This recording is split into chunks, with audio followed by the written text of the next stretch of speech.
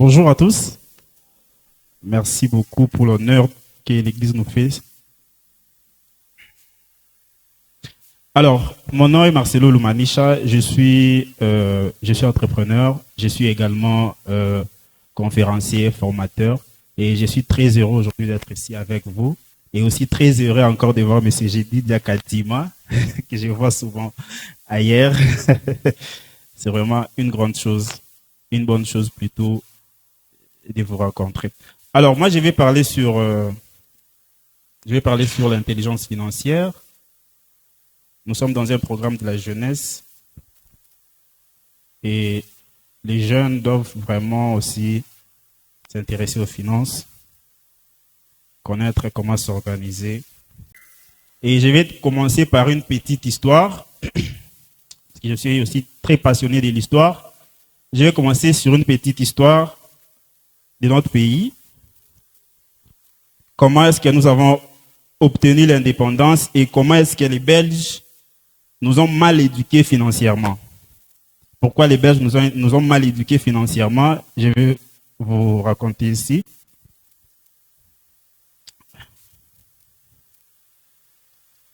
Premièrement, d'abord, nous connaissons tous l'époque coloniale où les Belges sont venus au pays pour nous coloniser et pour nous apprendre comment vivre. Parce qu'à l'époque, l'homme noir vivait comme des villageois. Ils ne savaient rien, ils ne savaient vraiment pratiquement rien sur la gestion, surtout.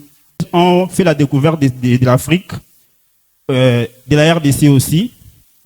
On était esclaves, il y avait la colonisation. Avant l'arrivée des Belges, c'est le roi Léopold II qui gérait les pays. Il gérait les pays comme sa propriété privée.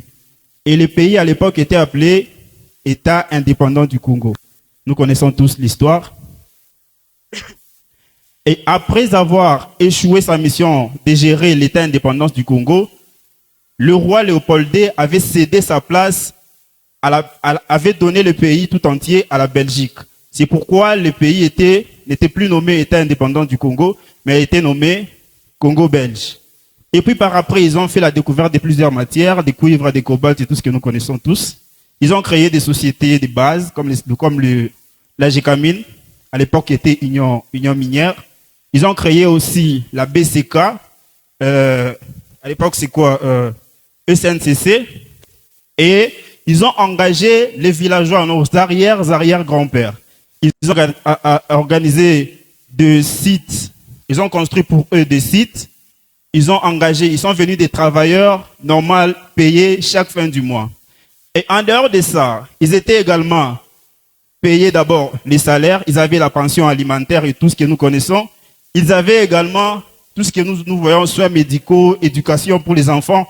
Tout était gratuitement. Donc, ils ne dépensaient rien. Et là, si vous me comprenez bien, c'est la première des choses que l'homme blanc n'a pas bien fait au pays. C'est bien, on peut se soigner gratuitement, on peut avoir l'école pour les enfants gratuitement, on peut avoir la pension alimentaire gratuitement, mais lorsque vous n'expliquez pas, vous ne formez pas aux jeunes gens, plutôt aux esclaves, s'il vous plaît, aux esclaves qui ne connaissaient pas la gestion des finances, il a quitté la brousse, il vivait de la chasse et de la cueillette, et il arrive directement travailleur. Il n'a pas préparé ça. Il est arrivé travailleur, on le paye, il ne dépense rien, pas de pension alimentaire. On lui donnait tout, on faisait tout pour lui, pas de loyer. Alors, l'homme noir s'est trouvé, plutôt nos grands-pères, s'il vous plaît, s'est trouvé avec l'argent sans pour autant savoir qu'est-ce qu'ils feront avec. C'est ça la première des choses qui nous a mal éduqués financièrement. Et rappelez-vous très bien, nos grands-pères, parce que la plupart d'entre nous ici, je crois, ont eu des grands-pères travailleurs de la GECAMINE, des grands-pères travailleurs des SNCC. Nous connaissons tous comment est-ce qu'on vivait. Moi, personnellement, c'est ma mère qui m'a raconté que non, quand elle était chez elle, ils n'achetaient pratiquement rien. Tout, ce sont les sociétés qui donnaient. On donnait la farine selon le nombre d'enfants. Si vous avez 5 enfants, on vous donne 5 sacs de farine. Et c'est tout. L'argent, il faisait que l'argent, les travailleurs ne faisaient presque rien avec l'argent. Ils n'investissaient pas. il ne payait pas l'école pour les enfants, parce que l'État prenait tout en charge. Et après, qu'est-ce qu'ils faisaient maintenant avec l'argent? Ils étaient maintenant des ivrognes. La plupart de nos grands-pères qui ont travaillé à la Gécamine ont eu 2, 3, 4 femmes. Sa femme au camp et une deuxième à la cité. Voilà, c'est un peu ça. C'est pourquoi je vais parler sur l'intelligence financière. Mon nom est Marcelo Lumanicha, je suis entrepreneur, je l'ai expliqué. Je suis dans ce domaine depuis 5 ans, depuis 2020. Aussi amoureux de la logistique et également aussi de l'aide humanitaire.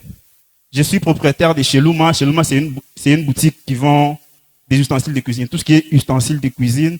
Si vous avez Facebook, vous pouvez taper chez Luma et voir ce que nous faisons et ce que nous proposons. Voilà. Je vais sous-titrer mon thème, l'intelligence financière dans la jeunesse, entre parenthèses, gérer, grandir et impacter. Pour ceux-là qui écrivent, l'intelligence financière dans la jeunesse, gérer, grandir et impacter.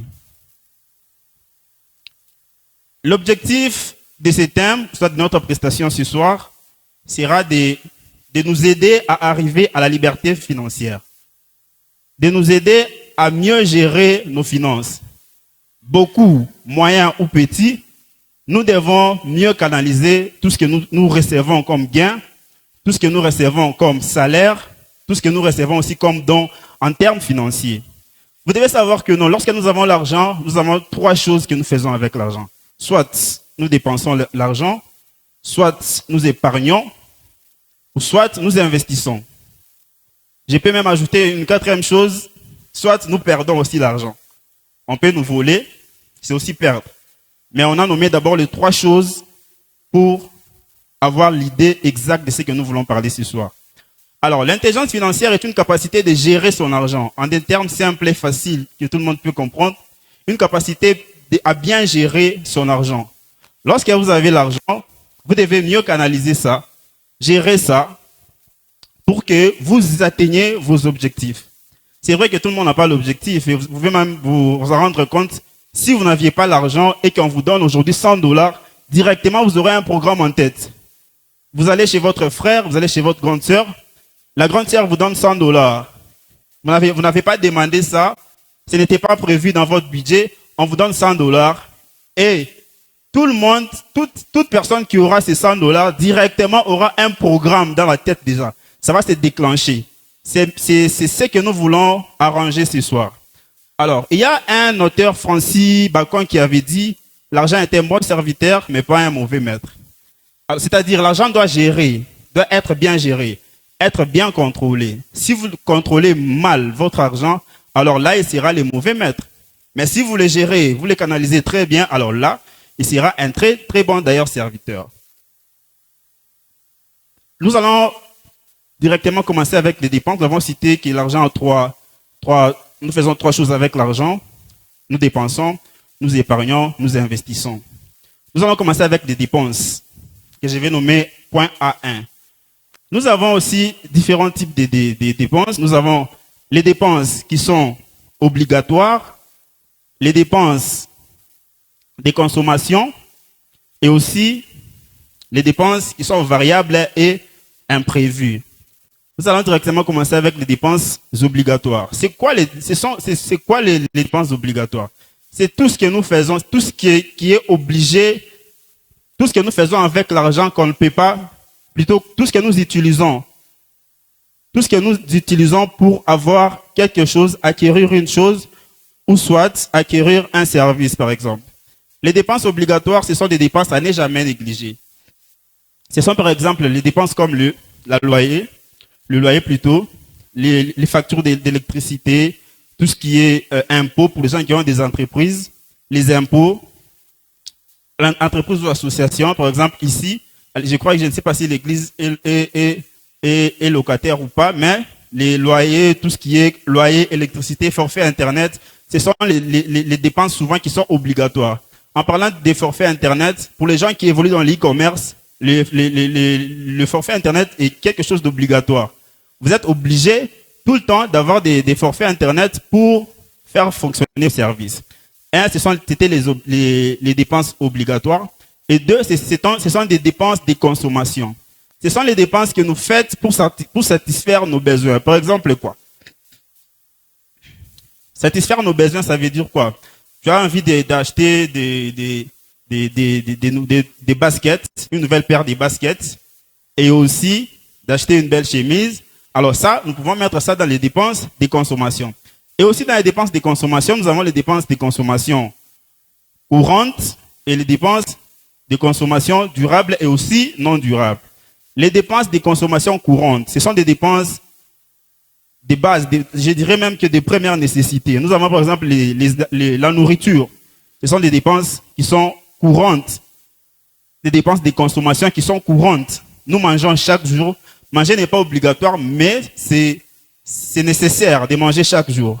Nous avons les habits, nous pouvons souhaiter les nourritures, un nouveau téléphone. Vous avez besoin de vous satisfaire un peu, de vous faire un cadeau. Alors, vous pouvez aussi acheter, vous offrir un nouveau téléphone.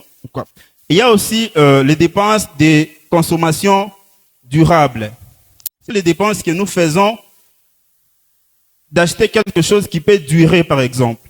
Il y a par exemple une parcelle, vous pouvez acheter un salon, votre salon de maison, salon à manger, ou quoi, un PC, un téléphone aussi. C'est aussi parmi les dépenses qui sont courantes, durables.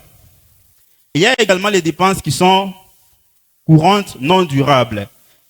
Là, nous pouvons parler par exemple, si vous avez une voiture, l'essence, c'est non durable, parce que ça finit. De l'eau, vous achetez de l'eau pour boire. Actuellement, nous avons des abonnements, des gens qui font les abonnements d'eau, les abonnements aussi des télévisions. Ce sont des dépenses qui sont non durables. Ça finit qu'il faut encore renouveler. Troisièmement, il y a les dépenses variables et imprévues. Ce sont des dépenses qui interviennent d'une manière inattendue. Par exemple, un accident. On n'attend pas un accident. Et ça, il faut se préparer.